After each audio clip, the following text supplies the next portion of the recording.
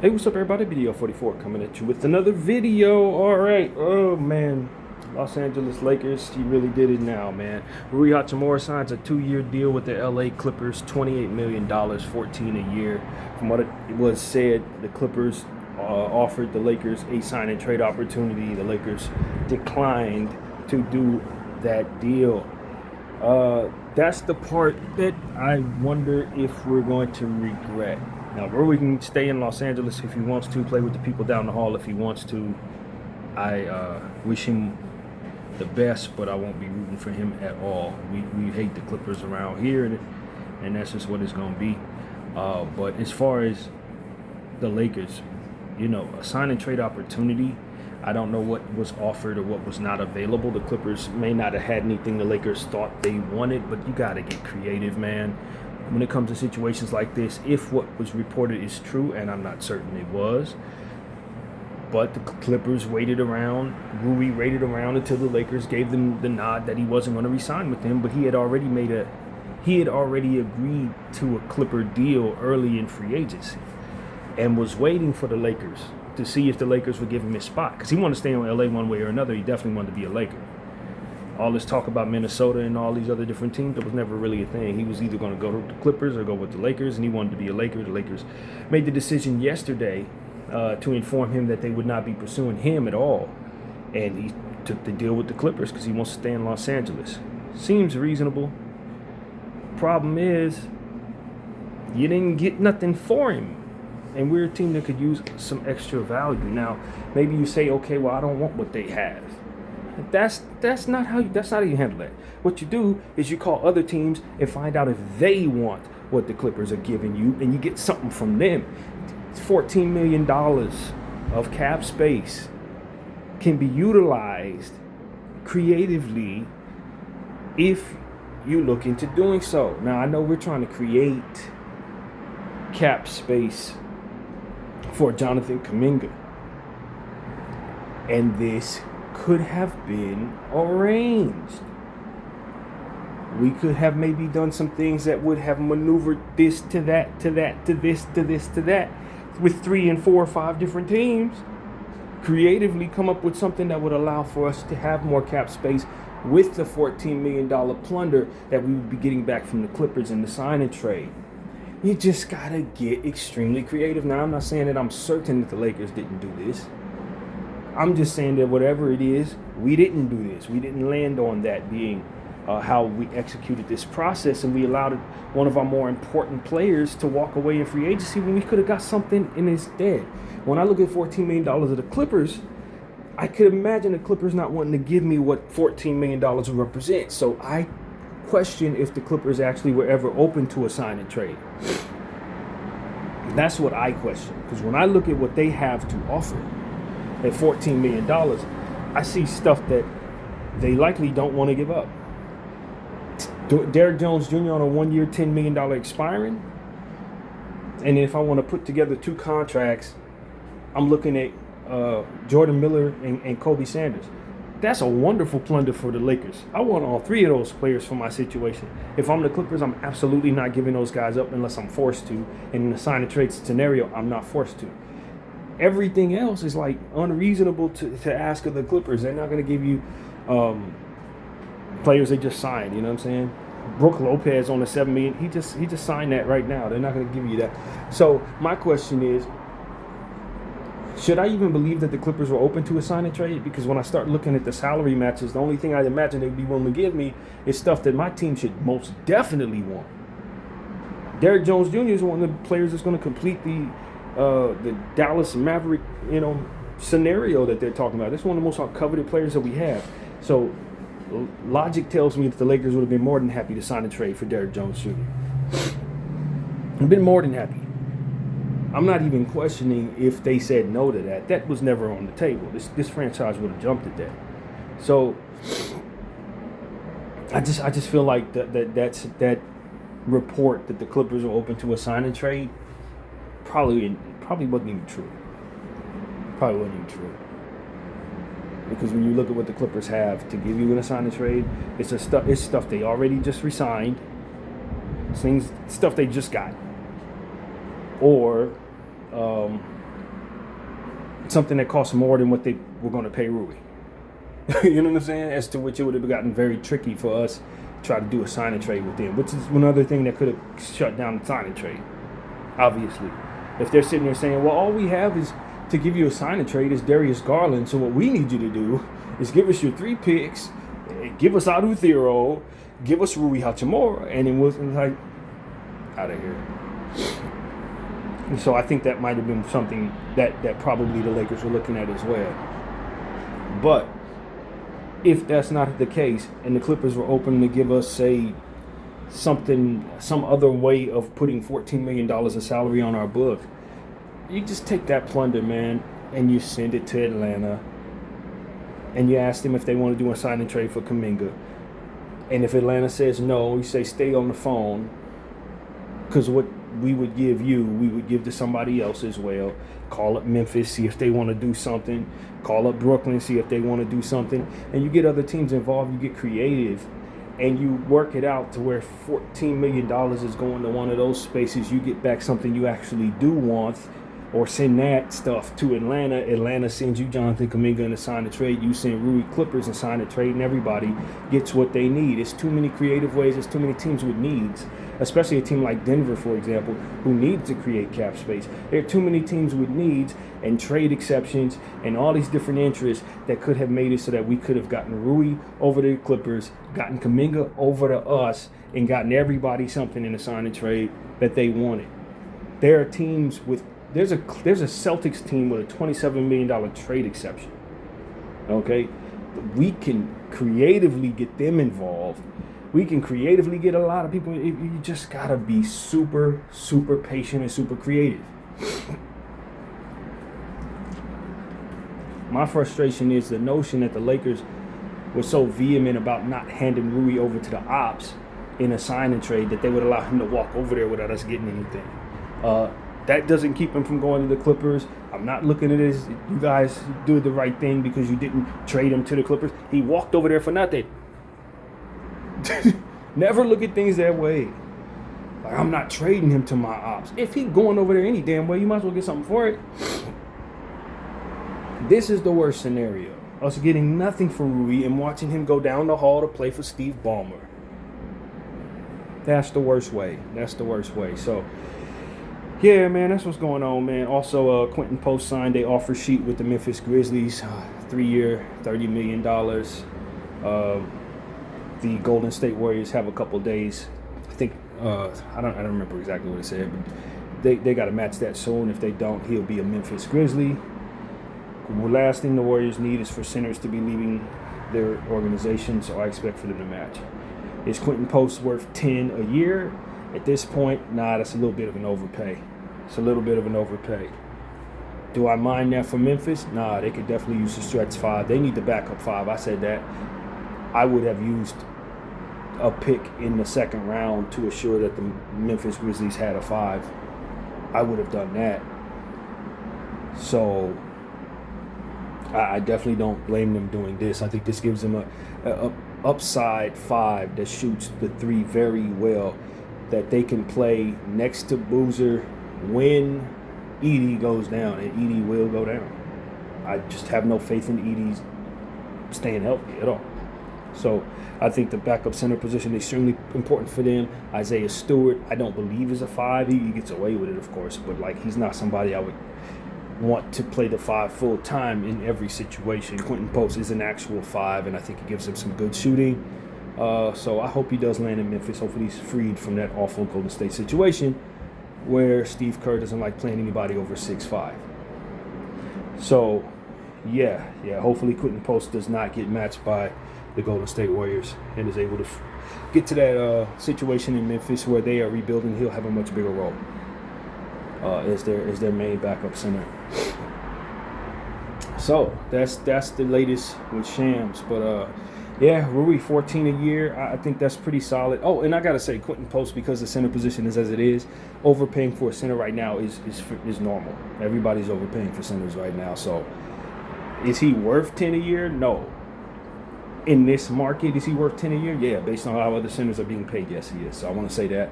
But yeah, man, 14 a year for Rui is pretty solid, I guess. I'm not I'm not down on that. I think it's a decent contract. It's only 2 years. For Rui's sake, I'd prefer him be able to sign on for more years, more security. I think maybe a third year. I think he's earned is in terms of how well he played in the playoffs and throughout the course of the last 3 years with the Lakers. He's been consistent enough to invest in a bit more, but that's what he signed, so that's what it is. And the Clippers have a new team. I mean, let's just look at what the Clippers have at this point. They picked up Keaton Wagler. They picked up Brandon Ingram in the Kawhi Leonard trade.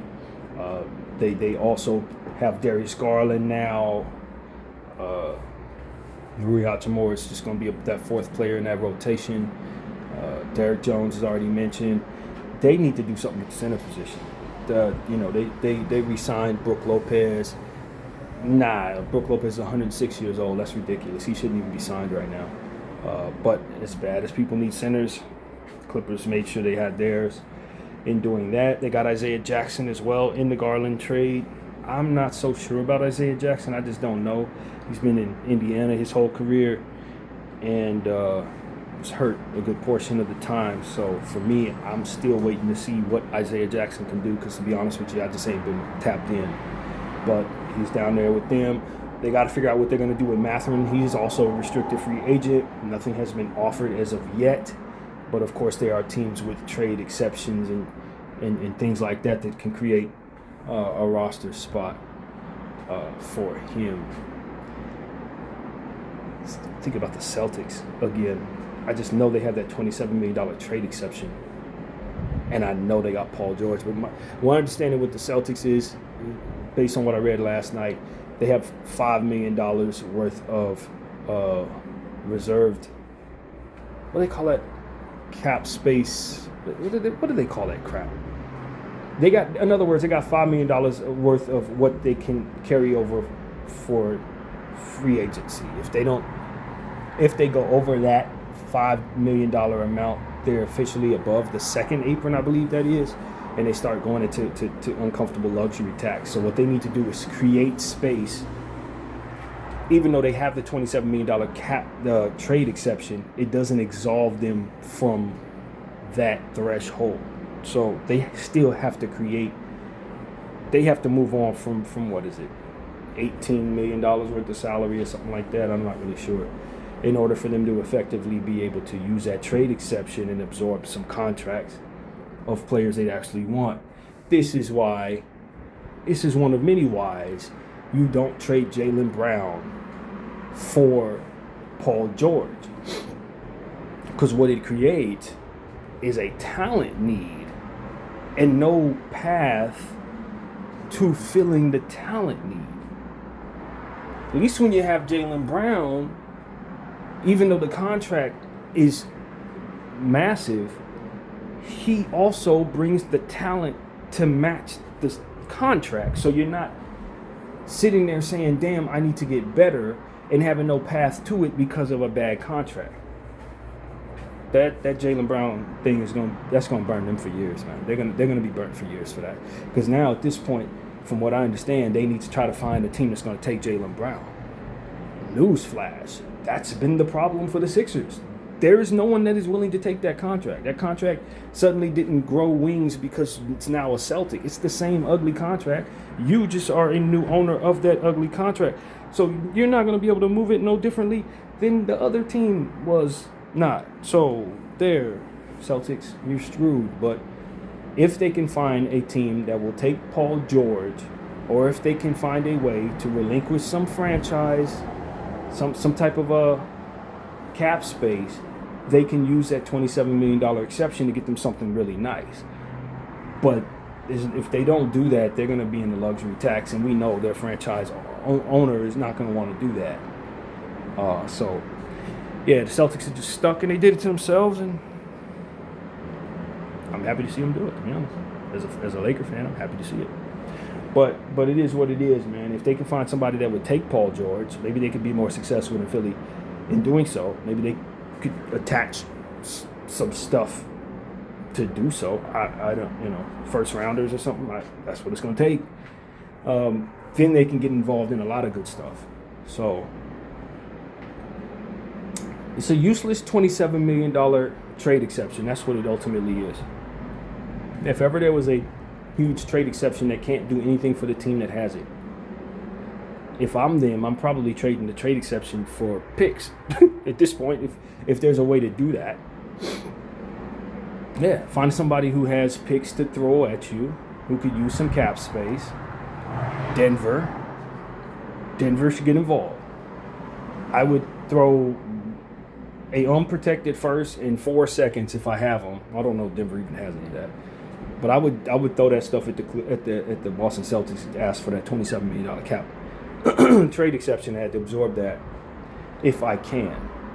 But then again, if the trade exception doesn't get you under the luxury tax, that negates my entire point. So whatever, man.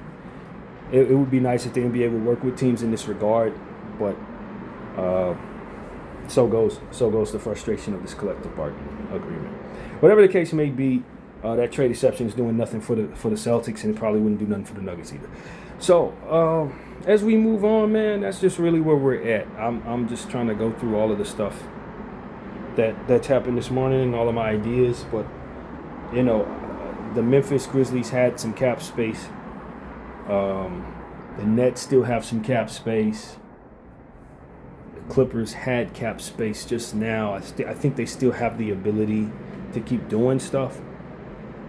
As I think about the Peyton Watson situation, he is looking to sign somewhere, but most of the teams that ultimately would have offered him the deal that he wants are not out there.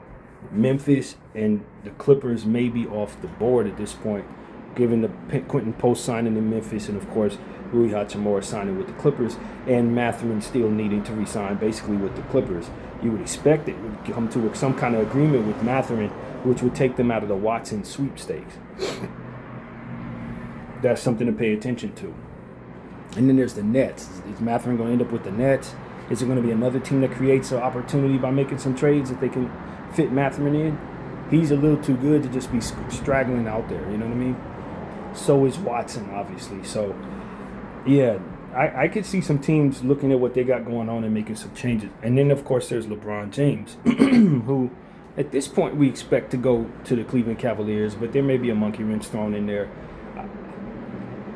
I would tell people, you know, that the market is locked up right now because people are waiting for LeBron James, and that could change some things. But I'll tell you this, maybe the people behind the scenes know where LeBron's going, because suddenly Rui has signed, Memphis has now done something with Quentin Post, so that tells me that the coast is somewhat clear. The public may not know where Bron is going, but the agent sphere is probably aware of what his plans are at this point. Otherwise, I don't think Rui would have signed anywhere as of yet. That's just my take on it. I could be wrong. But, yeah, I think LeBron's probably going to make his decision probably today. If the market is telling the story, he's probably going to be in Cleveland today. But who knows? They said he could take all the way till August to make his decision. I don't think it's going to take that long. I really don't. Lakers, of course, have Bronny James. The ball's in our court. I understand that they would be willing to trade Bronny to the Clippers to the Cavs if LeBron signs there or anywhere LeBron signs. And we'll see if we're serious about that. We'll see. I don't really know if Bronny would like that. I don't know if Bronny wants to leave the Lakers, not to go to the Cavs just because his dad's going there. His dad's only going to be around for another year or two. Bronny's got a whole career to consider in the future. He needs to be able to stand on his own merits as his own man. And if he's following his dad around, that's a bad path. Because what happens when your dad retires? You'll be following your dad around. That's kind of how that goes. I would not want that for myself from Bronny. I got a kid on the way. I live in Los Angeles. My girl's here in Los Angeles. I'm trying to stay in Los Angeles, personally. But he may not be his choice. This may be over his head as it pertains to when you're LeBron's son, and obviously that automatically puts you in Clutch's hands. Clutch is going to be maneuvering stuff on your behalf in this regard. And given that you're not able to stand on your own and say, yo, I'm an all-star player, I'm him, that guy, and you're a role player, and you're LeBron's son, they're going to be maneuvering you around as a chess piece on the chessboard. Your career is kind of in limbo. And that's what I would tell LeBron James, Dad, Senior. Flash, man. This is bad. This is bad. Your kid is going to have to become a real NBA player at some point, meaning eligibility to be traded, eligibility to stand on his own, eligibility to just fail and succeed. Otherwise, if he's going to be continue to be attached to you in this manner, he ain't going to have a career when you leave, dog. He has no chance of having a career when you leave. Because people are going to just look at it and say, well, we're done now. I mean, LeBron's out, Bronny's out. That was it. And I just think that that's a waste of his potential as a basketball player, if I'm being completely honest with you. Cutting ties with you, not cutting ties, but severing that biblical cord right now is probably a good idea. Before you retire, let him stand on his own. And if it fails, then let him sign where you at. That's probably a better path if I'm LeBron James, the father. If I'm LeBron James, the clutch representative, friend of Rich Paul, then it's in our best interest to have my kid fly all over the world with us. And you know, if I'm going there, Bronny's there, and we safer that way. But in the long run, I don't think he is. I don't think he's safer that way as it pertains to the security of his career. I don't think so. I think that's short-term guarantees. That's long-term guarantees he won't be around. That's how I look at that. I could be wrong. I could be very wrong. But if he starts chasing Dad around, as soon as Dad leaves, depending on what the situation looks like, people just gonna cut him. I think for him, the best thing he can do right now, stay with the Lakers. Stay with the Lakers, continue on the trajectory he's on, continue taking the minutes that he's been given, stay with a team, develop himself as an individual on that team,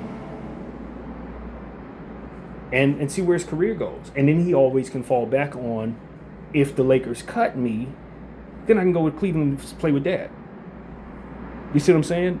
I think that's probably a smarter way to path his career based on my little limited understanding.